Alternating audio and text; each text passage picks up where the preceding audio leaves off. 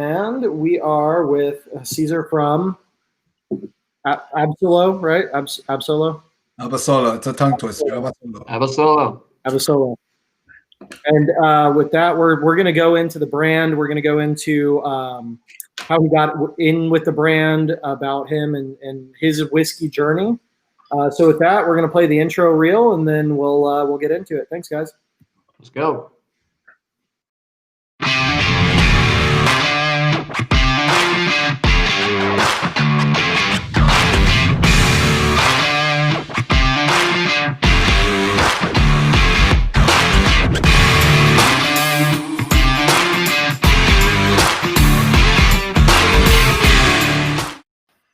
So thank you guys for tuning in. Let us just start with the basics. Why don't you tell us a little bit about the brand, where it's located, and a little bit about the products that we've got. Yeah, definitely. So we have Abasolo, which is an ancestral corn whiskey. Got the bottle right here. And Abasolo started almost 6 years now, and with the intent of capturing the cultural, the biological, and then sensorial aspect that Mexico has to offer. So I think this whiskey is well, it definitely is unique, but it's perfectly balanced and it perfectly represents Mexico in spirit form. So before I even kind of go into Abasolo, we're part of a family-owned company. The family-owned company is called Casa Lumbre. It's a Mexican spirits company. And so that goal has always been with any inception of a new brand. So we started with mezcal. We did mezcal first. Naturally, being in Mexico, agave is abundant and plentiful. And then we went on to Chile, Chile Poblano specifically. We made a liqueur out of that. And the next raw material, and I think a raw material that is so representative of Mexico. It's widely, it's around the world. You can find it in every corner, and it's maíz, or corn, as we like to say. So we've heard of corn. What's that? I said we've heard of corn. We've heard of corn, yeah. So maíz, corn did not look what we know as corn of today. Did not look like this. Corn it predates 10,000 years. The birthplace of corn is Mexico. There is no denying that. I have gotten into some discussion with certain people that think that corn is from, North America, or, whether it be Nebraska, Kentucky, whatever you may be. But this is the fact that Mexico is the birthplace of corn is not a debate. The only debate is where in Mexico it came from. So half the scientists say that it came from Estado de Mexico by Nevado de Toluca, which is in central Mexico, very close to Mexico City, which is where we actually get this cacahuacintle corn. And the other half says it's closer to Oaxaca and Puebla, but there's no denying. And when I mean corn did not look like it did 10,000 years ago, it all came from Teosimple. And I know these words, they're Mayan, they're Aztec, they're Nahuatl words. But Teosimple means grain of the god. That's how much importance we put to maíz in Mexico. So I think in United States, we've kind of taken the corn and have created more for yield, whether that be oils or things of that nature. But in Mexico, where it is, corn has always been a part of our daily lives. It's cultural, it's social, and sometimes even religious. So the corn we're using is a corn called cacahuacintle. I know it's a little bit of a tongue twister, but this cacahuacintle, it comes from a Nahuatl word, which means the caca means cacao, and then simple translates to dried corn on the cob. So cacahuacintle. And yeah, this corn is, it's very special. It only grows above 6,000 feet, 6,500 feet above sea level. It does not grow below that, so you won't find it. So it's very abundant in Mexico, in the highlands or higher in the mountains, but it won't grow anywhere else. And cacahuacintle, actually from the Nevado de Toluca, is where we get our corn from. So from the birthplace of corn. Well, I love some Mexican street corn, especially, you put some sour cream on there, a little chili pepper. No, it's, yes. but seriously, you sound so cool when you say all these words and the way that you say them. I mean, I imagine to work at Abasolo, you've got to be able to nail that part of it, right? Correct. Yeah, that was a prerequisite. Yeah. So how did you get involved with them? I mean, there's a ton of history. It seems very unique all the way down to what you guys are using. I mean, corn, specific corn from the highlands, only in Mexico. How did you get involved with this company? Well, I'm Mexican myself. I know I look a little paler. I'm in the north part, Ciudad Juarez, so Chihuahua. So we're a little bit lighter skin. But being that I'm from the Mexican descent, I started, cooking when I was very young with my mom and my sisters. Being in the kitchen, being around that environment was just kind of a daily part of life, and that Mexican hospitality. So that's where it all started for me, was that food and the drinks was always revolved around a good time. That was where the parties were. That's where everything, came. And it wasn't so much to get drunk. It was just, that's what you do. You just offer what you have. So I started in the hospitality industry. That was my first job at a very fancy restaurant called Chili's. Believe it or not. So I started as a host there, and then, went to busser, eventually server. And then from there, I just got hooked. I never looked back. And I went from being in Chili's to being in several different restaurants to eventually being bar manager, and then eventually being bar director of several different bars. So I just kind of progressed my way. And I've been in the hospitality industry for a little over 15 years now. And with that being said, I always took trips down to Mexico, whether it be to go visit mezcal distilleries. I always loved visiting distilleries. So whiskey distilleries, mezcal distilleries, anything I could visit, I would do. I was just like a sponge. I just wanted to absorb so much. And in one of those trips, eventually I got to know the owners of a very well-known tequila brand and mezcal brand. So Guillermo Salsa, he's the owner of Fortaleza Tequila in Los Abuelos. So we became good friends, and then with friends of friends, just how it is in a Mexican party. So eventually I became an ambassador for Fortaleza, Don Fulano, and Arete, and I kind of helped them out.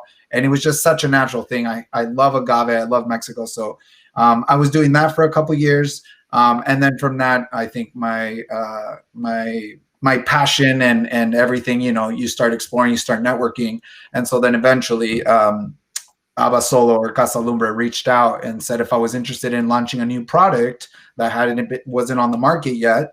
And I said, all right, well, I'm open to talking. So we got to talking. I got the story. Didn't get to see the bottles, which I did not want to see the bottle design. I didn't want to see anything about it. I just wanted to taste the juice for itself. So I tasted the juice in a plastic little bottle. And as soon as I tasted it, I'm like, this is whiskey. I was like, what? Like, this tastes so unique and so different. And so I said, I'm hooked. Let's do this. And that's kind of where my venture led on to work for Abasolo. So you're talking about distilleries and visiting different distilleries. I'm looking at the website here for you guys, and the distillery looks totally different than what I'm used to. Kind of describe that and tell me, like, is there a particular reason for the design? Yeah, absolutely. It was the distillery itself was designed by an amazing Mexican architect named Lorenzo Alvarez, and the whole purpose of this distillery was to get the modern state-of-the-art distillery, but with aspects of rustic, indigenous Mexico. So where we're located is called Jilotepec de Abasolo, which I'll get into that name, remind me. But the distillery itself was designed from its inception to create Abasolo. So there might be other whiskeys out there, or Mexican whiskeys that are out there, but they are not designed in a specifically whiskey distillery. So they are either made in a palenque, in a mezcal distillery, or somewhere else. So it's almost an afterthought, and not talking bad about anything or anyone. This is what we decided. We knew we wanted to make whiskey, and we wanted to design something specifically for whiskey. So as you could see, it's the structure. It's got the old rustic walls. I could put the distillery on the chat later, but the actual what do you call them? The poles that hold the structure up, they actually represent corn silos, or what we call cenotes. So it's where you put your corn to dry. And so everything about that distillery has an aspect of corn, Mexico, and just the whole energy of it. So what about Mexican whiskey? What makes it different? Are there similar profiles, or are there something that completely sets it apart from, let's just say, American whiskey? Something, give me an idea of is there any difference? Yeah, absolutely. I think our main difference here in our whiskey is the corn we use and the respect to the raw material. So we are choosing the corn, and maybe you can look at it as an agave spirit, where everything, the importance of it is the plant, right? You don't see so many aged mezcals, some tequilas now, yes, of course, but the whole product is this raw material, is the plant. And I think we've lost a little bit of that romanticism in the States. I have my favorite whiskeys out there and I love them all, but I think they're completely different. And look, Mexico was never known to make whiskey, even though we have almost 40 different ancestral types of corn. Sadly, some of these are going extinct, but corn for us was for food, and we didn't really make whiskey because we paid attention to the agave plant. We pay attention to the raw material here at Abasolo. That's kind of like our big thing, and we use an ancestral cooking process called nixtamalization, which we'll get into. But I think Americans or American whiskey is maybe a little bit more robust in the sense of aging. I think the barrel has a lot of that magic and a lot of importance instead of the raw material. And I think we kind of flip it on its head. We look at the raw material as the more important part, and the barrel is the touch. So I look at our corn as the cake, or our whiskey as the cake, and the barrel's the icing on the cake. And in some American whiskeys, you might look at it inverse, where it's almost not that there's no importance, but that product where the magic happens is in a basement in a barrel, right? Not prior. Right. So I think those are the alternate things, specifically with Abasolo. So it's interesting because, you know, we are used to hearing so much about the aging process. We're used to hearing so much about the barrels that are used, the finishes and stuff like that. And you know, you talk about these distilleries and they say, you know, we use the finest ingredients. We use the finest ingredients. We use the best corn. We use the best wheat. But they don't really go into what that is. I mean, Will, we've been to 30 plus distilleries, and you know, and we only use local ingredients, but they don't talk about where those ingredients come from, what they are, what's special about special about that corn, why they selected that kind of wheat, and you know how much of it is they're just using whatever local ingredients are available in their process to make it consistent, and how much, you know, who's actually taking the time to really source through and go through those ingredients. So it's interesting that, you know, you guys are putting the focus more on what a lot of these other distilleries don't ever focus on. And speaking less about what most other distilleries will hang up their shingle on. So that is pretty cool, actually. Yeah, absolutely. Yeah. Oh, sorry. Go ahead, Will. Oh, no, it's just agreeing with him. It's super cool. Yeah, I like that aspect of it. Yeah, and we're very open and transparent on where we get our corn, who we get it from, and all those things. So hopefully when we have this slowdown of COVID, when it's safe to travel again, I would love to host you guys at the distillery so you can see and walk the fields and meet the farmers and meet the families that we work with. But yeah, our corn, the Cacaba Simple corn, it's our cornfields are in Nevado de Toluca and Calimaya, which is around 30 miles away from the distillery.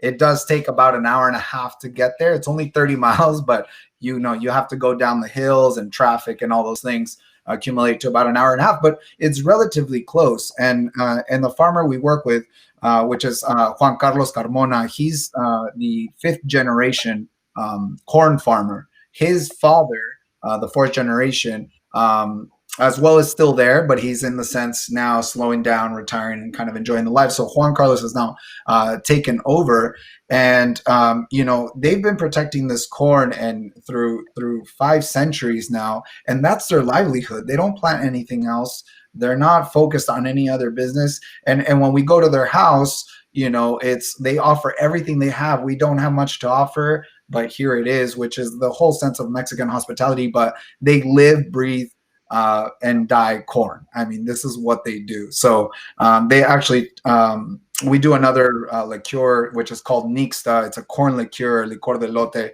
and they toast the corn there in the house. And it's just amazing to see how much time, effort, and not only that, it's not a job for them. It's just a livelihood. It's just the lifestyle. So we work directly with these farmers. There are no middlemen that cut these transactions. We work directly with them and we finance them directly, because sadly in Mexico, I mean, in other parts of the world as well, but in Mexico specifically, the middleman is usually the one taking the biggest cut and probably doing the least amount of work. Right. Well, Will's in sales, so no, I'm just So Tough out there. so we take this corn and we get it directly from them. We hand cut it. And there's two reasons for hand cutting it. Number one, we inspect the corn. I have one here. This is cacao simple. I've been picking off at it a little bit, but the cacao simple corn is hand cut. And the reason for that is, number one, with an ancestral corn from Mexico, you get what's called wheat lacoche that grows on the corn. What us Americans know as corn smut. Not as sexy, nor do we eat it. Corn smut, since we are dealing with GMO corn, this is more of a mold instead of a mushroom. So in Mexico, when you see it, it's more of a mushroom kind of thing. So they hand cut it to cut around that, because it's a natural growing corn. They can sell it, which they mostly do, and they cook with it. But another reason why we hand cut with it is because we don't want to get close to the cob. So the closer you get to the cob, the more oil you release. And with the more oil that you release, if you just think about it in cooking, you add oil to a pan, and the more you're going hot and cold, by the third or fourth time use, you're going to get a bitter and rancid flavor. Right. And so, yeah, once after we get hand cut the corn, we dry it. And the most unique thing about Abasolo is that we nixtamalize our corn. This is a 4,000-year-old ancestral process that it almost came naturally. So we experimented with around 15 to 16 different varieties of ancestral corn, and the whole purpose was always flavor. It had nothing to do with yield. And after experimenting with all of them, we landed on cacao simple corn. It had the best flavor, did not have that much yield, but again, flavor was the main point. And after that flavor, we started looking back and said, how can we respect and flourish this corn and express it in its best way possible? So naturally, we started looking at cooking, and we went with this old cooking process, or ancestral cooking process, called nixtamalization. Nixtamalization, if you don't know, or for those that don't know, it's an alkaline solution. So it's water and lime, or limestone, what we call cal in Mexico. And so what you do is you get water, you get this cal, and you put the corn in there and you cook it for about for us, we cook it about 3 hours. Everyone at their home, this is a thing that is not foreign to us, because everyone in their house does it a little bit different. They have their own little recipe or how they cook it. For us, it's 3 hours in this alkaline solution with heat. After that, we turn off the heat and we let the corn sit for a total of 12 hours overnight. And what it does is it breaks down the pericarp, the outer thin layer of corn that it has, and it makes it malleable. It makes it, number one, it eliminates any mycotoxins that it may have. And then it builds the enzymes and kind of creates this more malleable, flavorful, and healthier corn. And so what that does is it allows you to make masa. So masa for tamales, tortillas, tlayudas, tostadas, anything of that nature, it cannot be done without nixtamalization. So any of those foods are not done without nixtamalization. So not only does it eliminate mycotoxins and makes it healthy and digestible for the human body, but it makes it more flavorful. So what with that corn? I know we're talking about the corn right now and how unique it is in the process. One of the things that I meant to ask earlier, but I keep thinking about it. It keeps coming back in. Is so we're used to here in the U.S. Like sweet corn, just that bright yellow corn. That's the flavor is just very sweet, and Is there a different type of flavor with that? Like I was looking at the corn on the website earlier, and the one that you showed, and it just does look a lot different than what we have here in the U.S. Is the flavor profile a lot different?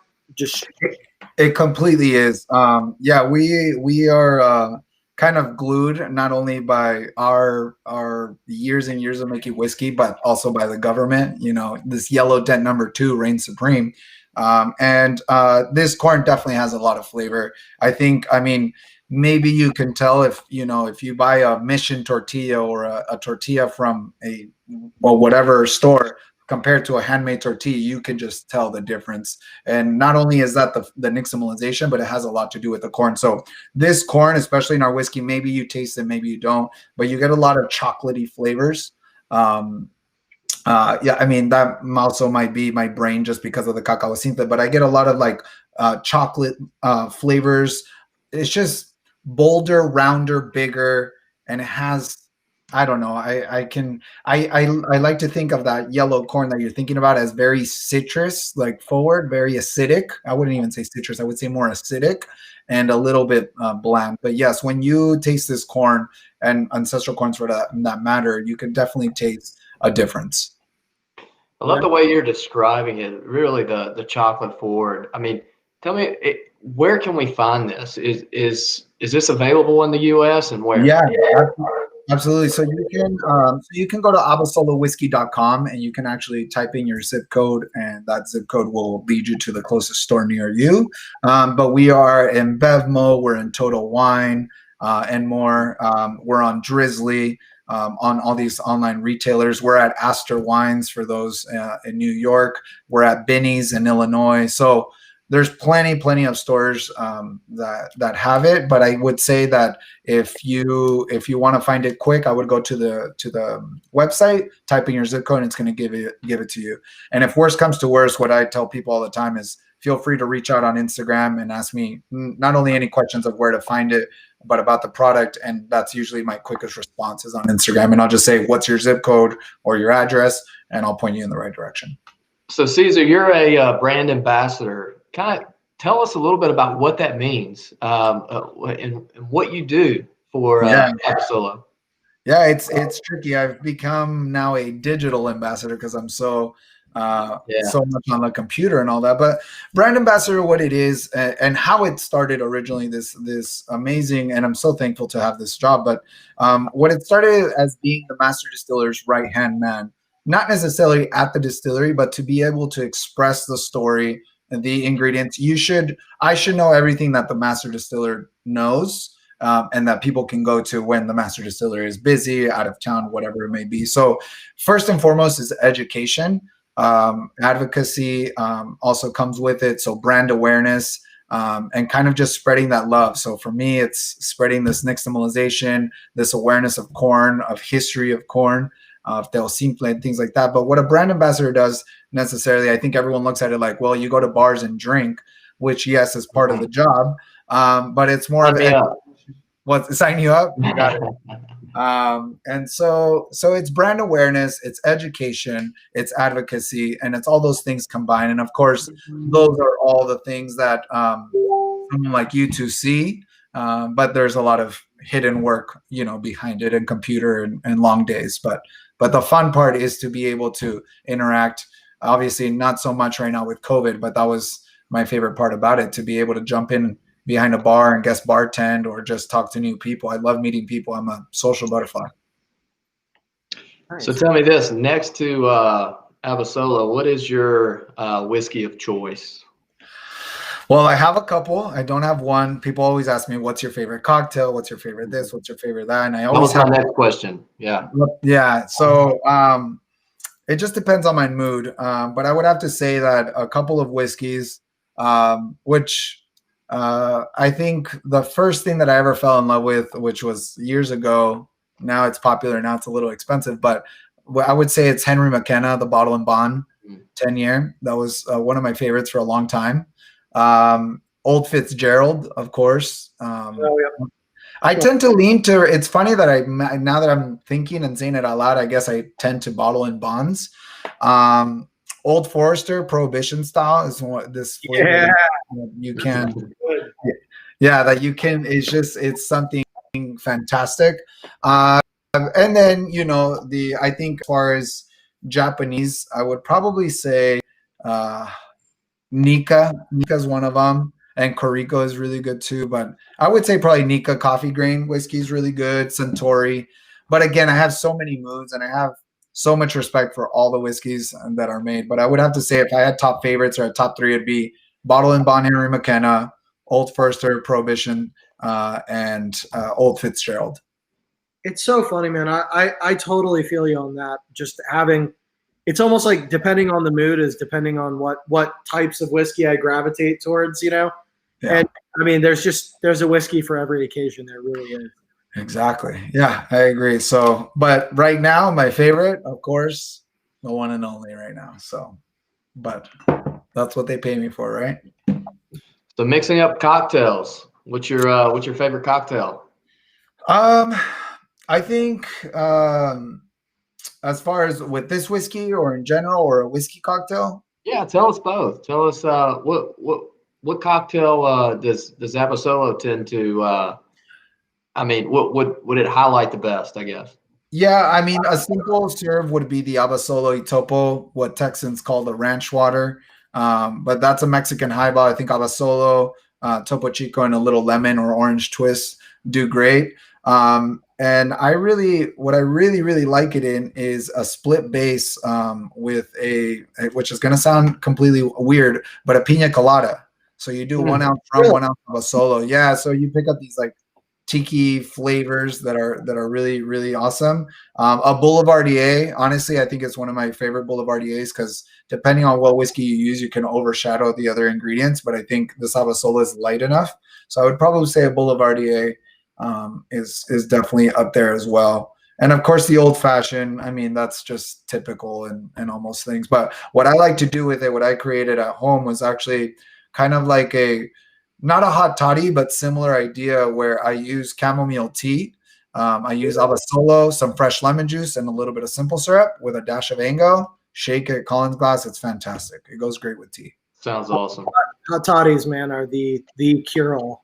Yeah. Yeah. Anytime I feel sick, I feel like I'm going to be drinking a lot of those in my East Coast time coming up in Chicago and New York. So. Mm-hmm. Fair enough, man. They'll keep you warm in the winter and they'll stave the colds away. So that's good. So the Abasolo that, just kind of in summation. So the Abasolo, man, it's very cool that you guys are focused in on the actual basal ingredient, the corn that it's made out of, that you guys are really focused on.